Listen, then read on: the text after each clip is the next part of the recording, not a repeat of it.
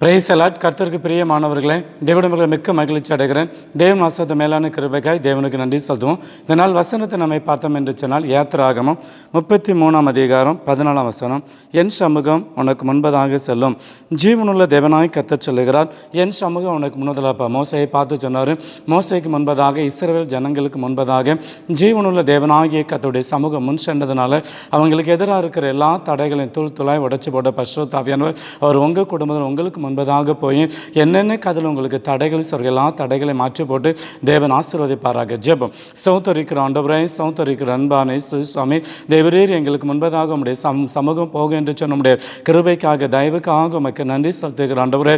தேவரீர், எங்களுக்கு முன்பதாக போய் எங்கள் வாழ்க்கையில் இருக்கிற சகல தடைகளை நீங்கள் மாற்றி போட்டு அவையானவரே நன்மையான நன்மையான ஆசீர்வாதங்களை பரத்திலிருந்து பரலோகத்திலிருந்து கர்த்தர் எங்களுக்கு தந்து ஆசீர்வதிச்சு வழிநடத்தரும்படியாய் நாங்கள் ஜெபிக்கிற அவையானவரே.